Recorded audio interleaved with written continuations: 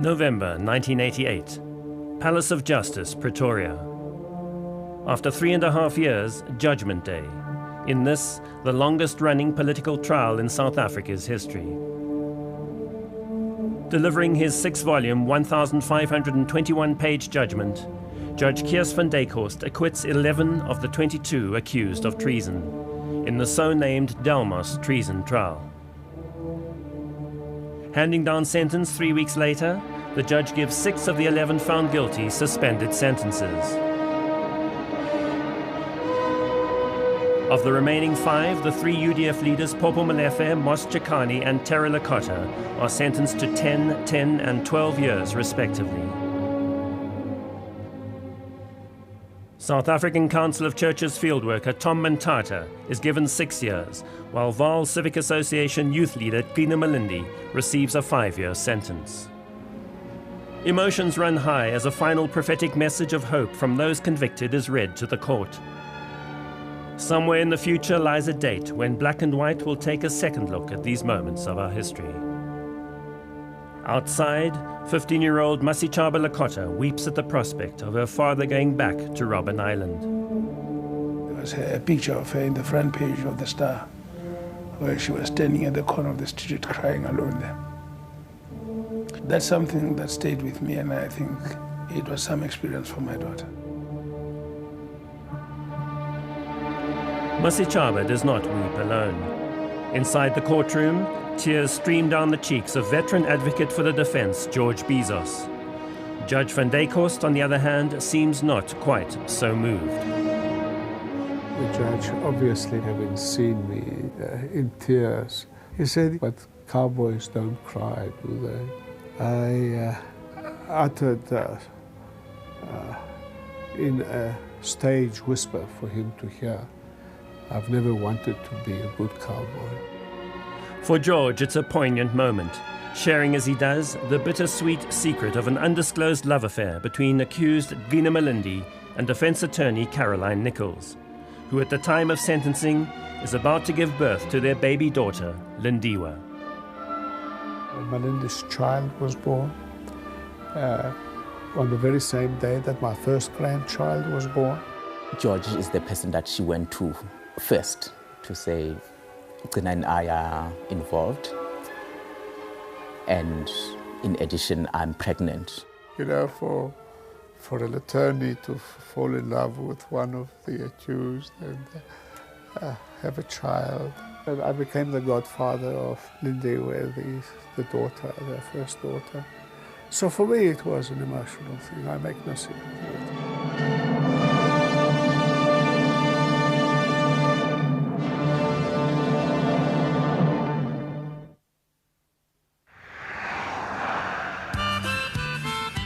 This is Delmas, situated off the beaten track some 70 kilometers east of Johannesburg. Out of sight, out of mind was definitely the thinking by the authorities for this choice. It was here on the 16th of October 1985 that the Delmas Treason Trial began, in the magistrates' court of the small-town, predominantly Afrikaner farming community that would ultimately give its name to this extraordinary chapter of South African history. The events that precipitated the trial began some distance from Delmas, a few years earlier.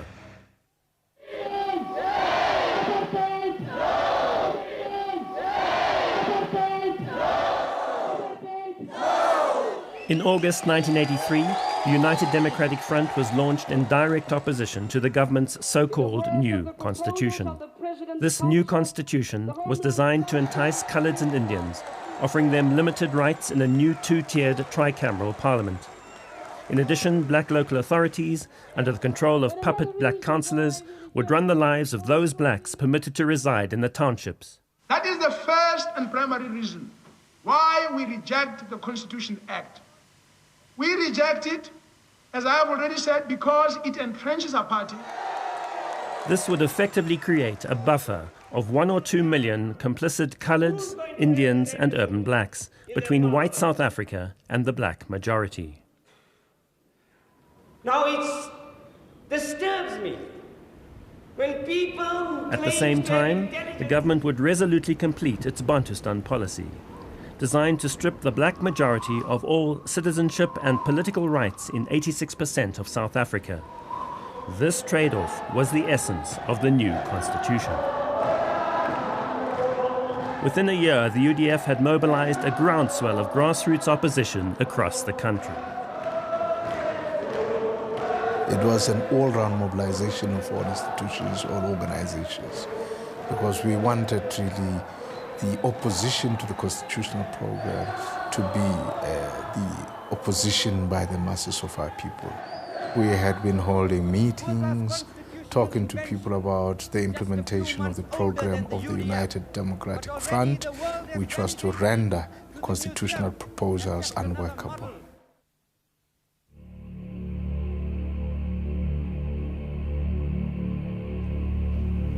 Tumahola, black township outside the conservative Free State town of Parys, scene of the first spark to ignite resistance to the oppressive consequences of the new constitution.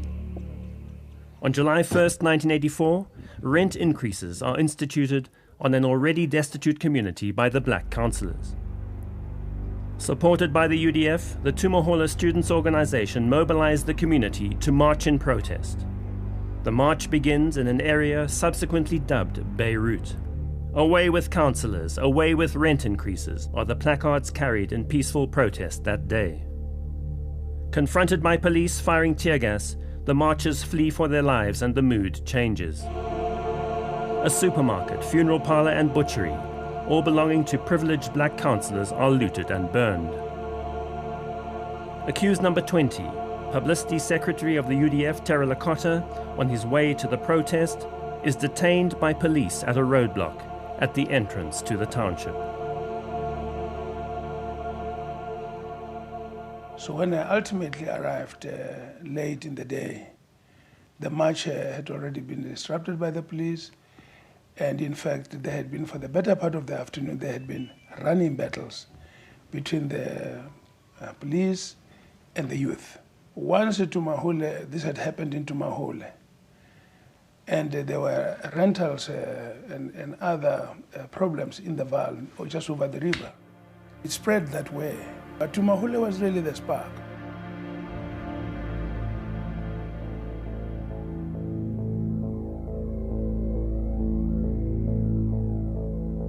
Across the Vaal River on the 12th of August, Father Jeff Masalani, accused number 3, organizes a meeting at St. Cyprian's Anglican Church for the community of Sharpeville to discuss their opposition to the rent increases. The Sharpeville community are largely destitute, and Father Masalani is active in organizing emergency relief and community gardening schemes in the grounds of his parish. More people were asking for food parcels, and then I saw that, how about us coming to talk about what affects them? But then other people, their friends, heard that there's this whole thing about talking about rentals from the other churches, from the community, who decided to come and join us here in the meetings.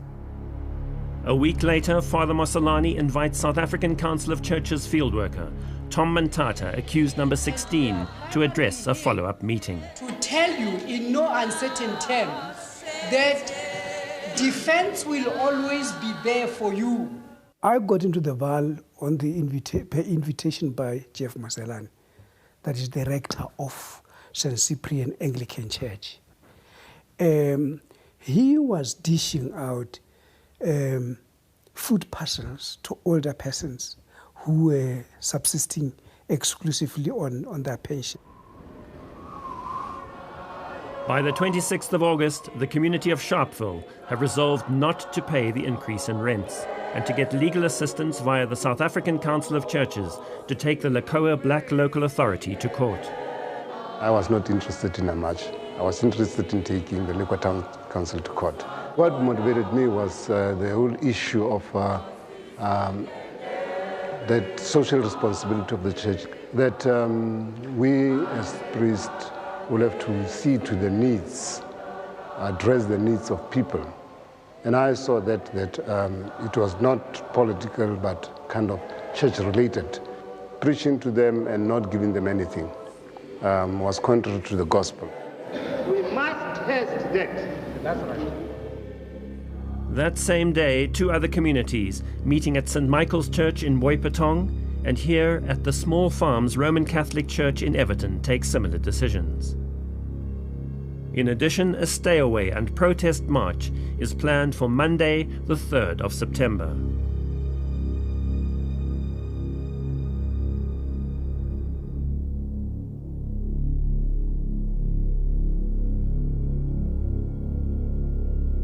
Gina Malindi, Vol Youth Leader and accused number 5, is one of the coordinators of the march that set out from Small Farms Catholic Church on the morning of Monday, the 3rd of September, 1984. It was a huge meeting. A lot of us had not expected such support. And after the people were addressed at this meeting, then the march started. But resentment by the community at increased oppression brought about by the complicity of black councillors was already erupting in violence. As the march entered Sebokeng, on the road ahead, a councillor's house was already in flames. We then had to take a decision whether we call off the march at that point or whether we proceed. And the decision that was taken was that we should proceed with the march, because if we called it off, it could be said that we only intended to lead it up to Zone 11 to kill a councillor and then disperse.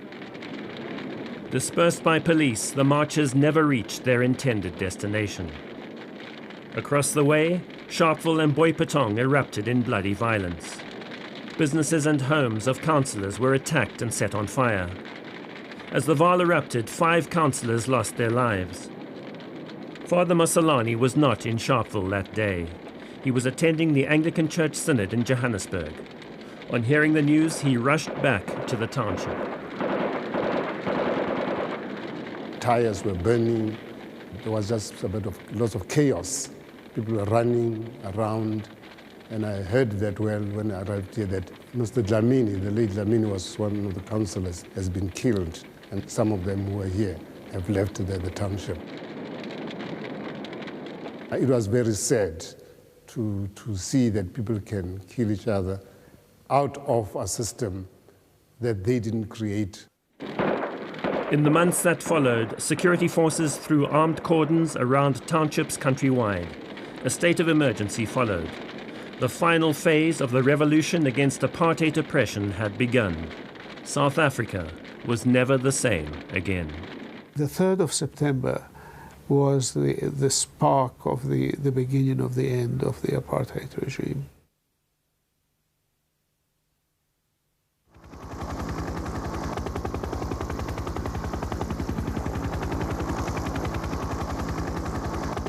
With the state of emergency firmly in place, the regime set about building its case against the UDF. 3 members of the leadership were arrested, as well as 18 activists and 1 priest, all linked to events that took place in the Vaal during August and September 1984. Actually, I remember the day when the police and soldiers came to our house and they took my dad away. You know, it was a cold winter's morning, and it was very early. We hadn't even woken up. You know, we heard noises outside. Our youngest child, Khwitsi, was 8 months old. They started searching the house. The children woke up and found these strange men in their home, speaking in Afrikaans. There were Caspers outside as well, and I couldn't understand what was going on. And they led us to my parents' room, and they were looking through some of his possessions, especially in his wardrobe. And I couldn't understand what they were looking for, you know? I think mainly they were looking for books. In retrospect, that's what I realized. But I couldn't understand why they were going through his cupboard looking for stuff. And we were just sent off to school afterwards, and it's just really, I never really understood what had happened. They left with the house surrounded by police, and that was a painful thing. and not knowing when next they will be able to see their dead. And this was the beginning of the Delmas Treason Trial. The Delmas Treason Trial commenced on the 16th of October 1985.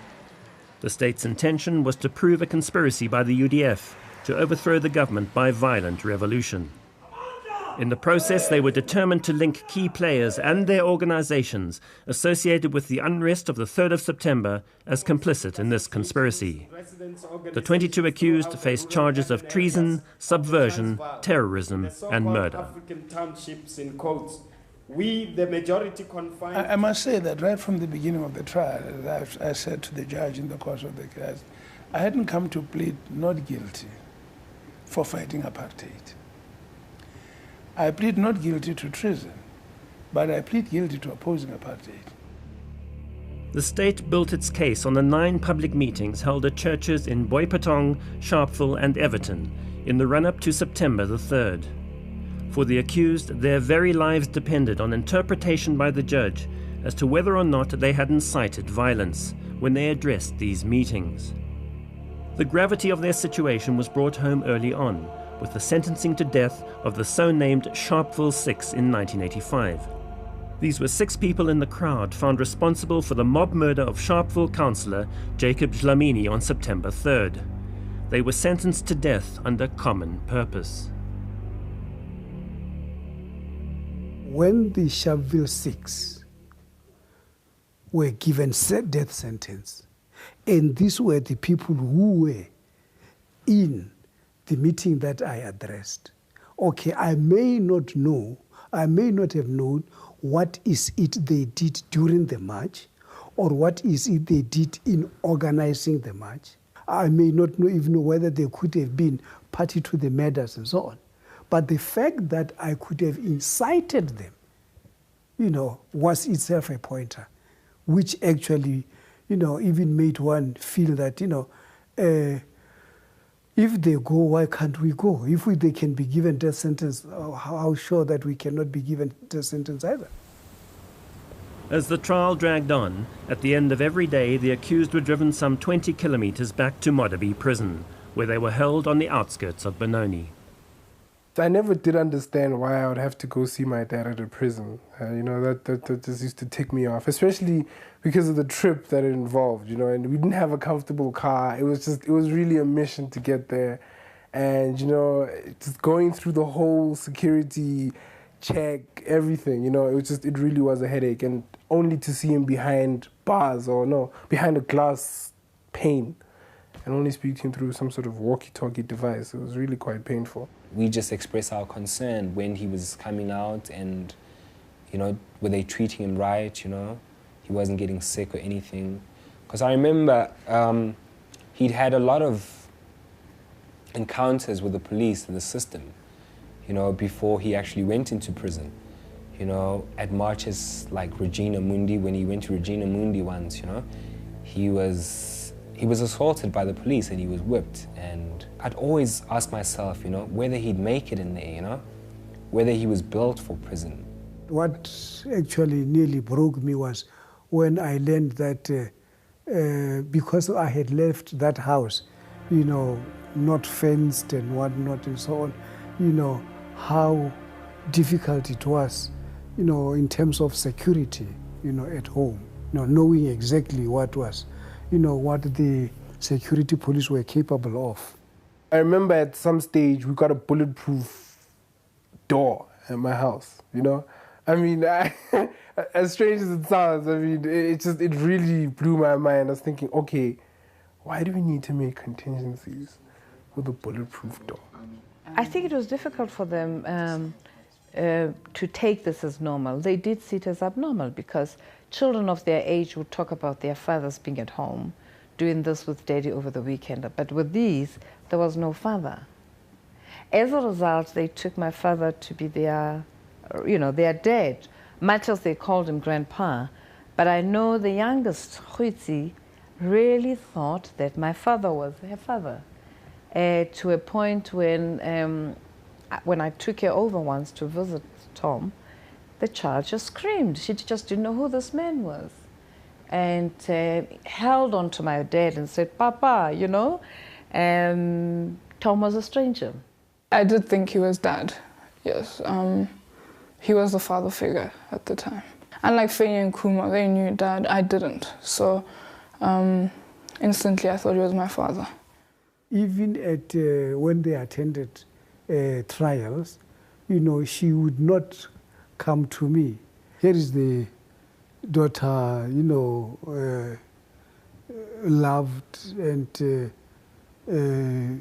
getting that scared of a daddy who's the other side of the box. And, you know, you would say, by the time I come out, you know, will she ever remember? Or all what she will remember was, you know, this monster who was behind bars and so on. When you look at your family collapsing, your marriage collapsing,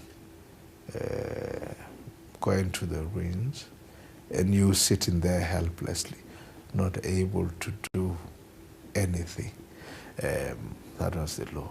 For Terra Lakota, a real low point in the trial was the 30th of April 1986. This was the day the state produced as damning witness Charlotte Tlale from Tumahola. Charlotte testified that Terra had met with students at her mother's Black Joint Tavern, instructed them on how to make petrol bombs, and encouraged them to seek revenge on sellout black councillors. They brought this young lady. She was about 17 at the time. I had never seen her. I didn't know her.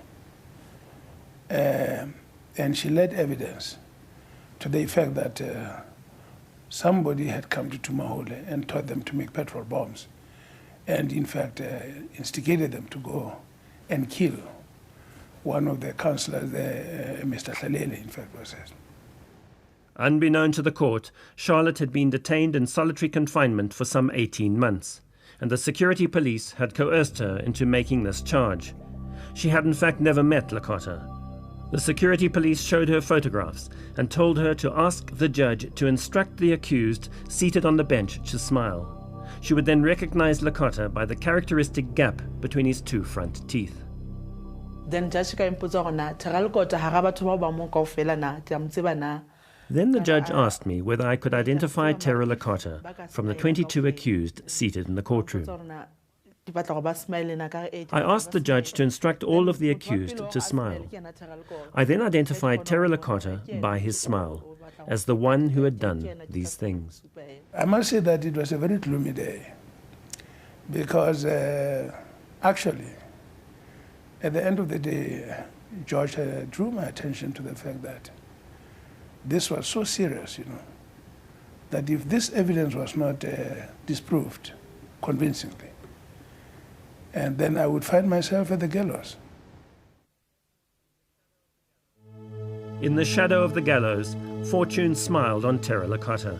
Alone in her cell that night, Charlotte wrestled with her conscience. At great risk, the next day in court, she disclosed how she had been forced by the security police and leading prosecutor in the trial, Deputy Attorney General Mr. Jacobs, to fabricate this damning evidence.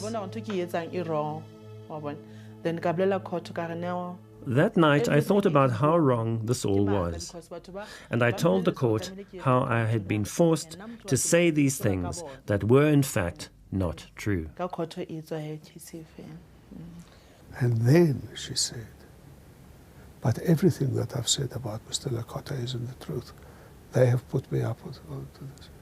Well, the judge was absolutely devastated. In contrast, there were lighter and happier moments. In June 1986, accused number 4, Lazarus More, married his sweetheart, Golda Mafisa. The judge's bench served as the altar. His wife baked the two-tiered wedding cake. It was a gala affair. Archbishop Desmond Tutu and representative for the Archbishop of Canterbury, Terry Waite, were two on the guest list. I was in love with Golda for quite some time, and we're then planning to get married. Then, unfortunately, I was then shot. I was then detained, and subsequently I was then charged with treason. And probably the best way for her and for myself to show this passion, the love, and the closeness was to celebrate our wedding on, during my trial. And it was very nice. And even the judge was there, to celebrate with me, to be part and parcel of that wedding. On the 30th of June 1987, after 3 grueling years of detention, bail was finally granted to all, save the 3 UDF leaders Mos Chikani, Popo Malefe and Tera Lakota.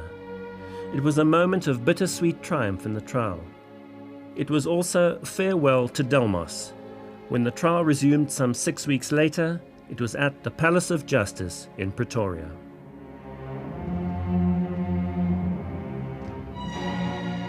If the judge could, on occasion, be seen to be unusually harsh towards any one of the accused, it was to number 5, Gina Malindi. During our attempts to go out on bail on one occasion, when the legal team approached the prosecutors and said, "But why are you keeping accused number 5? I mean, he's only done X, Y, Z. Give him bail."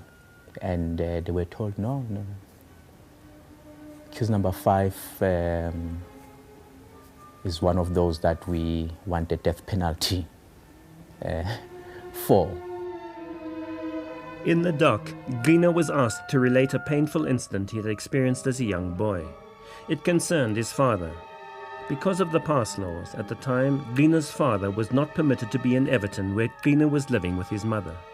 When inspectors banged on their door to save his father from arrest, Gina was forced to deny him, something that has remained with him ever since. He actually had to deny that his father was his father when the inspectors came there and said, "Who is this?" And the mother was insisting that he was merely a visitor so that he wouldn't be arrested under the Urban Areas Act. And the inspector saw him, he was 9 years old then or something, and said, "Who is that?" Pointing to his father, and he said, "I don't know." And when he related that in the witness box, tears came down his eyes. Seemingly the judge was not so moved, and in his judgment, somewhat caustically he wrote, "It is useful to sketch a profile of accused number 5. He is now 28 years old and grew up in a poor family in Everton, where his parents were residing illegally. They were consequently frequently arrested. He, number 5, still bears a grudge about it." With the state seeking the death penalty, Gina's case needed priority attention. In the latter half of 1987, Gina and defense lawyer Caroline Nichols were brought into a close working relationship. Caroline had long been friendly with accused number 13, Simon Nkodi, who was now experiencing homophobic reaction as his homosexuality became known to his fellow accused. I said, "Who can I speak to that you really trust?" And he then said, "No, you must speak to Gina, because he's the only one who understands me and accepts me for what I am." I was sort of fascinated to find out why this guy who'd had exactly the same upbringing as everyone else, township upbringing, very poverty-stricken, had such enlightened views on Si's situation and on homosexuality and enlightened views on everything, and was so tolerant generally.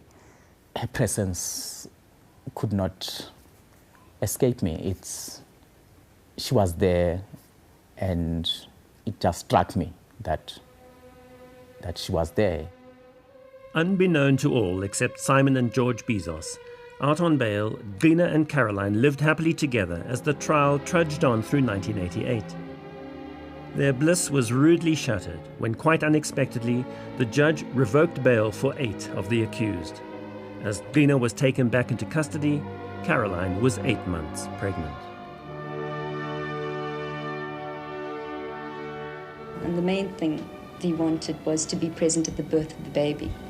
And that was the thing that really upset him. In fact, the afternoon before their bail was revoked, we went shopping and he bought all these teddy bears and clothes for the baby. So I think also he knew in his heart of hearts that maybe he was going to be convicted. Once convicted, Gina, Mos, Tom, Popo and Tera, the so-called Delmas 5, were held at Pretoria Prison. For Gina, it was a particularly anxious time as he desperately wanted to see and hold his newborn baby before being shipped to Robben Island. We knew more or less when the baby would come, and the longer I stayed in Pretoria, the more hopeful I became that I would see the baby before going to Robben Island. I came out of the hospital on the Sunday, and I knew that he was desperate to see the child and to hold the baby. So on the Monday, I made an appointment with the prison. At that stage, they were still at Pretoria Central. And they told us that it would be difficult that Monday, but I should come on the Tuesday. So I went on the Tuesday, and when I arrived on the Tuesday, they told us that they'd moved them to Robben Island at 5 o'clock that morning. So I was incredibly upset. Undaunted, Caroline decided there and then that the only thing to do was to organize a client attorney visit to Gina on the island, taking little one-week-old Lindiwe with her. So when she was 9 days old, he did manage to see her, and he did manage to hold her. And it was an incredible sense of relief once I'd done that. I thought, well, now he's done that. At least when he comes out of prison, it won't be a situation of never having held his baby. As I knew thereafter that she'd have to go and have family visits, and that's behind the glass. For the first time, I had the opportunity of seeing Lindiwe when I was already on Robben Island during this legal consultation. It was the first time that I could hold her, pass her on to the other 4 comrades.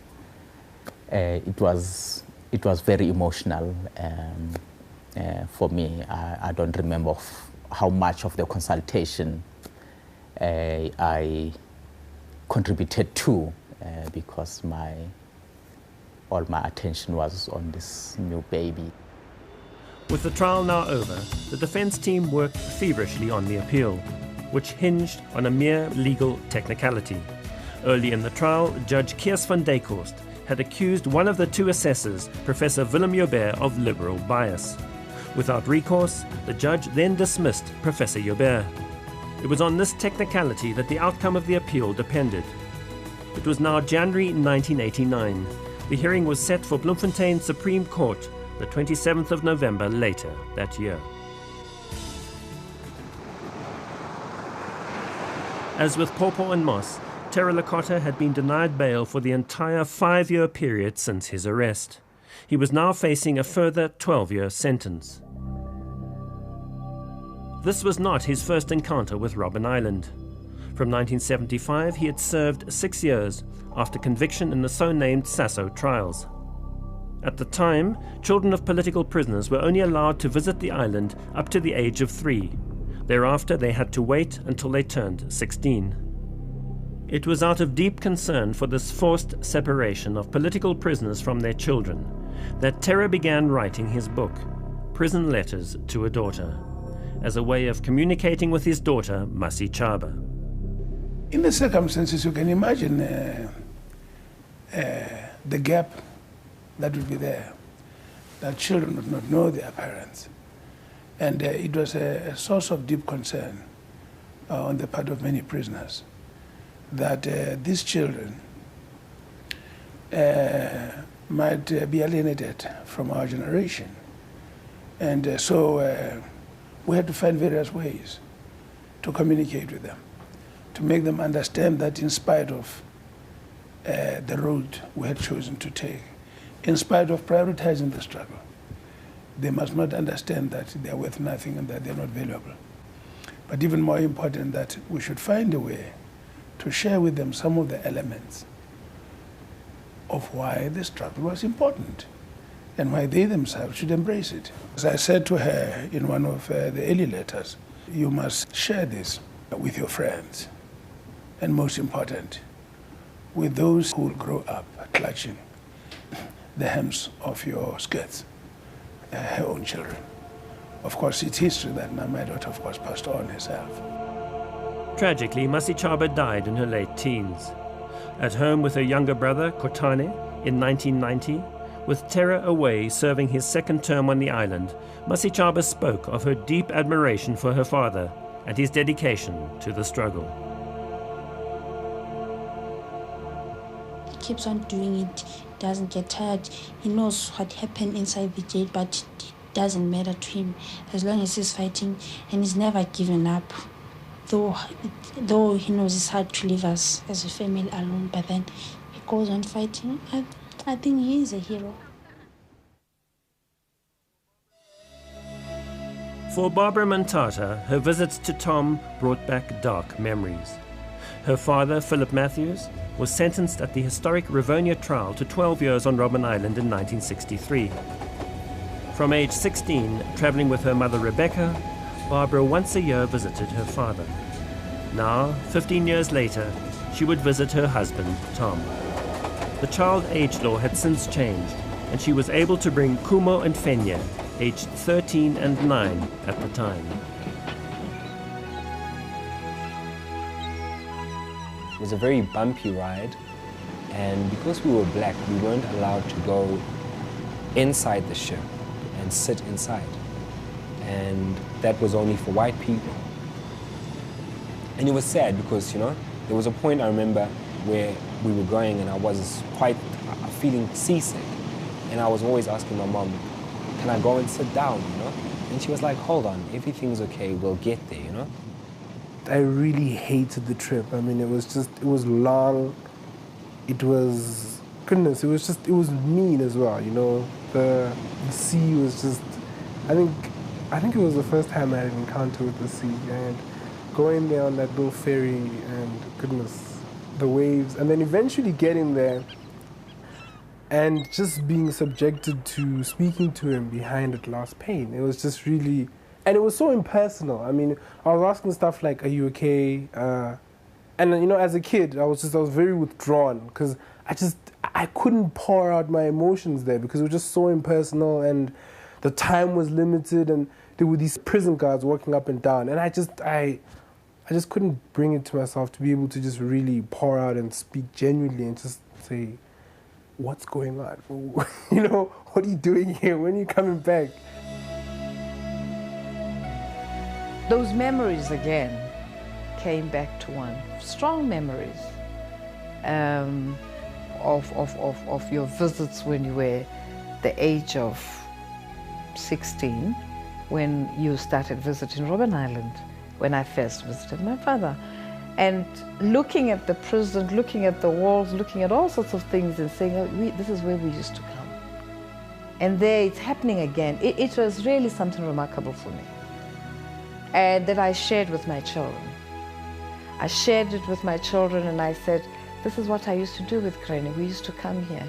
Every December we knew this is what, so it clearly is going to be the same thing that Mommy had to experience as a young kid. And I managed, I coped with this. Clearly they were hurting inside. And all you could do was just to support and say, it's not that bad. He's alive, he's here, we can talk to him. Others don't have their daddies anymore. I never liked the way they kept us. They kept us in a room, like a very small room. And the place was not so nice. And the toilets had no toilet papers, or the weird toilets. It's horrible, but I liked visiting Daddy and speaking to him and all that stuff. I was very excited when I say, and I was very happy because it was a long time. But then I'd really forgotten his facial looks because he had gained a bit more. And it was like I was very happy to be with him, and I just wished I could be with him forever. But as time went on, it was becoming clear that there is a good chance that they will win the appeal. And of course, that was a bonus. But again, you learned to restrain yourself and say, you know, hold on. Because the last thing you ever want is to break, and having to break in front of your children. So you needed to be strong. For him, your husband inside, for the children and for yourself. I can only think what she felt, you know. I can't actually say, you know, but she had to have been very strong. yeah, it must have been hard, yeah. On the 27th of November 1989, the appeal was heard in the Bloemfontein Supreme Court. In support of their 5 comrades on the island, the 17 acquitted made the journey with family and friends to Bloemfontein. It is certainly a very important development in the hearing of the case as a whole. It would be a shattering thing if a whole trial, which lasted about 4 years, had to turn the end on a simple point of law, whether the assessor was or was not rightly dismissed. I will feel that I've been vindicated because I feel most unhappy about the procedure adopted in this case. I felt it was unkind, unfair, and my position was that it was defamatory of myself and, I must add, of the senior counsel for the defense. It was a fatal mistake. And also it hurt Professor Joubert. On the 15th of December 1989, Professor Willem Joubert was vindicated. The appeal was successfully upheld, and quite incredibly, the entire proceedings of the 3.5-year Delmas Treason Trial were dismissed. 15th of December 1989. Judgment was handed down on that day. I was really taken by surprise.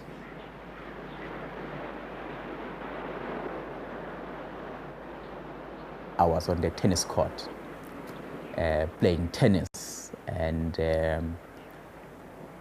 suddenly these comrades rushed to me and picked me up and told me I was going home, and they held me shoulder high out of the tennis courts into the courtyard, and there was noise in other cells, and Popo, Terra, and Moss, and Tom and Tata were also being carried to our cells to pack.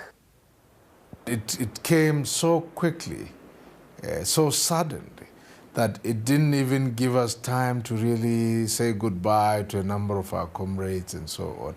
But it was great. And when we got to the waterfront, I still pinched myself to really, believe that, we were going on our way going home. All I could see on television was at the airport, the excitement, and here with these guys with their green suits, prison suits, out, and my children being part of the crowd, young as they were. Huitsi was actually being held right up there. I don't know where we were, but I know that Desmond Tutu's wife was carrying me, and I was crying, and there were just all these people. It's a very vivid memory. I can't remember exactly. I don't know what was going on, but yeah. When they came in, there was just joy, Everybody was chanting slogans, everybody was happy, and I was just so happy to see him. And they were carried, like shoulder high, and we were just celebrating. It was a joyous moment indeed for all of us. And then there was my little Tina with her mother and my lawyer Priscilla Jana, and there were songs there, people singing, carrying us high up on their shoulders.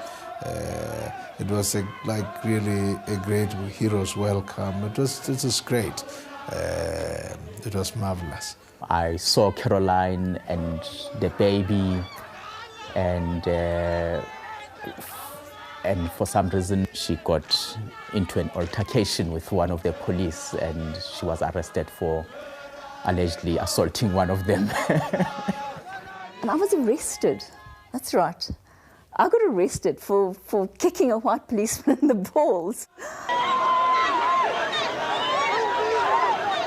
It was a high for the whole country. It wasn't just a high for me personally. It was just part of this role, this new political era that South Africa was entering. It was a feeling of elation. You felt justified for what you have done. You regretted the wasted effort. You regretted the punishment that they served on Robben Island. You can't stop believing in the judiciary. He says, criticize it, destroy it if you will, but never stopped believing in it. We were accused by purists that by doing these political trials we were lending legitimacy to the apartheid regime. I said, you know, I will stop acting for people in political trials when they or their mothers or their fathers or their sisters or their brothers stop asking me to do it. I don't think they can afford the intellectual heights that you are walking on. They are holding the knife by the sharp edge, and I think we must respect their decision.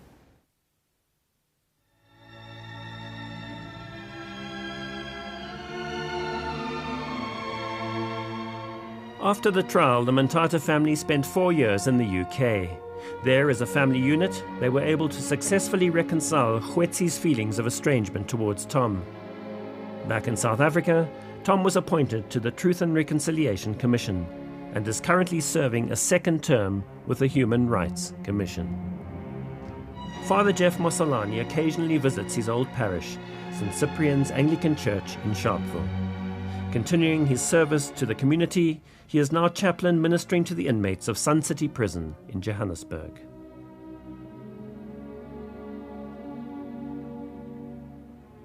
Gina and Caroline were married in May 1990 and today have 3 daughters, Lindiwe, Zaria and Zanella. Gina studied law and has his own legal practice. Well, Lindy, certainly like any other South African teenager, probably with a slightly better developed social conscience, but certainly, I suppose you just get bored with your parents saying, well, in my day, this is how things were. You are very lucky. I think I'm just like any other South African kid. Obviously, I have more insight because of my parents, but I mean, I don't think that makes me any different. Maybe a little bit more understanding to the situation, but, you know, pretty much I'm just a normal kid. I feel fulfilled. There was a time when the future looked bleak, and I had lost hope that my ambitions of achieving anything in life would be fulfilled. But I am now a professional person. I have 3 children whose future I'm very positive about. I think they would live very fulfilling lives. I think I'm a very fortunate person, and I'm happy with my life. Sadly, Simon and Cordy passed away after a long fight with HIV/AIDS in December 1998. One of many casualties of the struggle, a marriage made in Delmas, Lazarus and Golda are no longer together. That marriage never worked. And yes, I sometimes blame myself in the following manners, that it's unfortunate that we men, or we politicians, we tend to, to marry the struggle rather than, marrying the loved ones. Since democracy in South Africa, Popo Molefe has served 2 successful terms as Premier of the Northwest Province. Regrettably, his marriage fell victim to the strain of the trial. His son Puso has come through the difficult times well and has a close relationship with his father. Popo's daughter Tina, who was 1 month old when Popo was detained and taken away, has been nurtured and brought up by his attorney, Priscilla Jana. As a gesture of reconciliation, Popo held a reunion for all involved with the Delmas Treason Trial. It was also an occasion to thank the South African Council of Churches for their unflagging support given to all during the trial. Judge van Dijkhorst accepted his invitation and even made a speech. At the time, we saw each other, we did not hear each other, and because we did not hear each other, and especially from our side, because we did not hear, we became indifferent. And having become indifferent, we lived in 2 entirely separate worlds. Veteran human rights advocate George Bezos continues to answer the call where needed. Recently, he defended opposition leader Morgan Tsvangirai facing treason charges in Zimbabwe. Terra Licata was appointed Minister of Defense and lives with his wife and family in Bloemfontein. There's nothing to compare with the joy of concluding a struggle successful, of reaching a day you can say, our people are free. There can be no substitute for this. The greatest single reward, whatever life might give or not give tomorrow, the pain, the tears, the blood, all of it cannot downplay the value of freedom. I think it was a very important era. I wouldn't have the opportunities I have now if what occurred didn't occur. And for that, I think it was a very important era, and it was something that had to be done, and I respect my father for that.